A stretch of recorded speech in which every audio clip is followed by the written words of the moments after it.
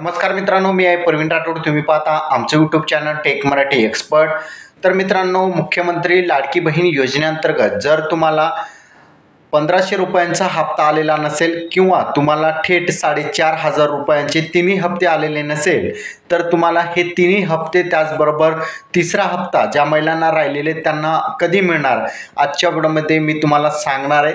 तर हा व्हिडिओ तुम्हाला शेवटपर्यंत बघायचा आहे. चॅनलवर नवीन असाल चॅनलला सबस्क्राईब करायचे आहे, कारण की असेच महत्त्वपूर्ण लाडकी बहीण योजनेसंदर्भात व्हिडिओ मी रोज या यूट्यूब चॅनलवर आणत असतो.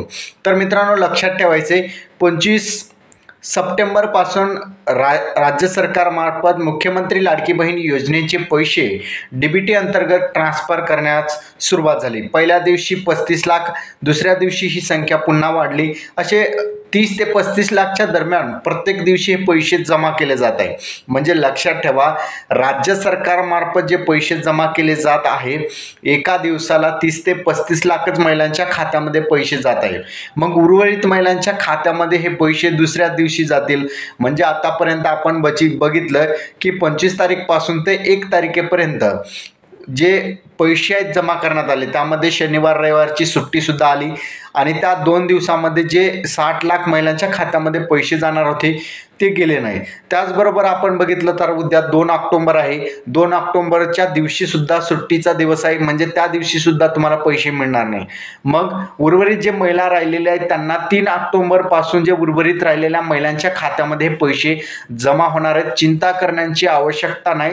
जोपर्यंत 1,87,00,000 महिलांच्या खात्यामध्ये पैसे जमा होणार नाही तोपर्यंत राज्य सरकार थांबणार नाही. लक्षात ठेवा, कारण की हे पैशांचं पैसे जो आहे बँक अकाउंटमध्ये ट्रान्सफर करण्यासाठी बँकेकडे पाठवण्यात आलेले यादी जे आहे पाठवण्यात आलेली आणि यादीमध्ये जसजसे नाव येतील तसतशीच ती संख्या वाढत जाईल. म्हणजे प्रत्येक दिवसाला आपण बघितलं तर 30 ते 35 लाख महिलांच्या खात्यामध्ये दररोज पैसा जमा होणार आहे. जोपर्यंत 1,87,00,000 महिलांच्या खात्यामध्ये पैसे जमा होणार नाही तोपर्यंत हे पैसे चालूच राहणार आहे.